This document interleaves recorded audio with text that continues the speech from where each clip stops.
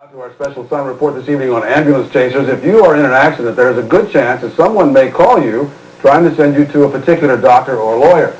Chances are that caller is breaking the law. Now, those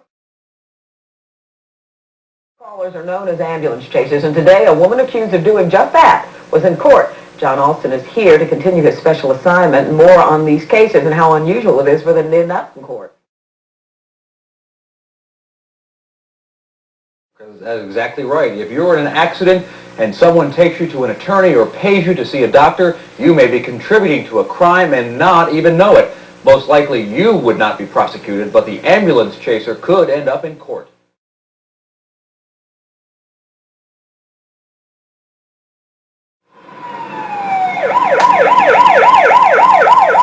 As of last April, it is illegal to sell the names of accident victims to doctors and attorneys.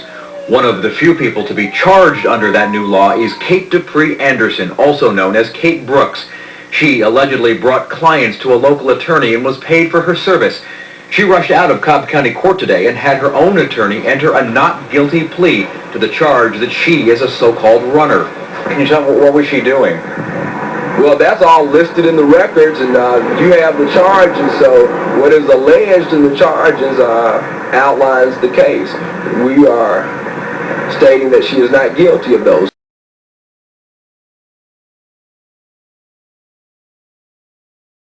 Was caught in a sting that was set up last fall by the unidentified attorney whom she supposedly approached. We take a bad rap when people say they trust convicted felons more than they will trust attorneys.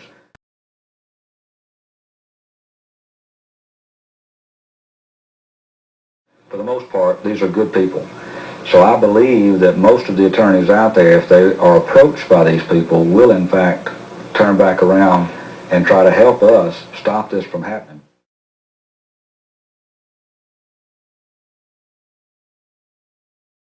The practice of runners disgusted attorney Charles Hunter to the point he helped write the new law designed to put runners and corrupt lawyers in jail. That are getting a large number of cases, and it's like crime pays for those people. It's still going on. It's just underground a little bit more, and I hope it's suppressed somewhat.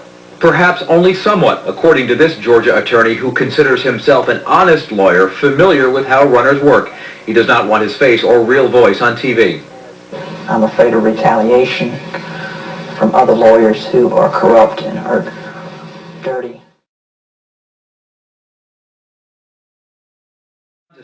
I've been told by reliable sources that runners pay for this information from someone who has access to the motor vehicle accident reports. For example, a runner would pay as much as $1,000 per week to get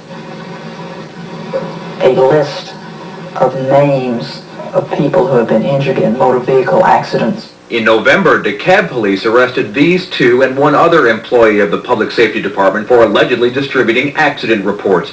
The state insurance commissioner suspects leaks in other North Georgia law enforcement agencies. Accident victim Tammy Ford Thomas may never know how an apparent runner was able to find her despite an unlisted phone. It's hard to stop the lawyers and doctors who use runners because victims don't always follow through.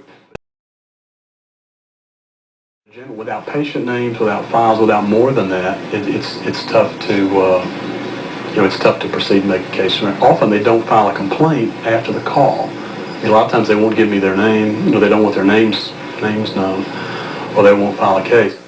Attorney Charles Hunter has a warning for victims who use runners to find a lawyer. They're getting the bottom of the barrel. They're getting the worst lawyer they could get. You would do better to take the yellow pages and put it up on the wall and take a dart and throw it, and whatever name that attorney, whatever name the dart hit, call that lawyer. You would do better to get an attorney that way to represent you if you were injured in an automobile accident than to use a person that a runner recommends. And the runners don't care how good the lawyers are. The runners care about how they get their money. If someone hands you a business card or contacts you out of the blue suggesting a doctor or an attorney, it could be against the law. Either hang up, call the authorities, the police, or the solicitor, and report it. Not only is it a nuisance, but again, that action could be against the law.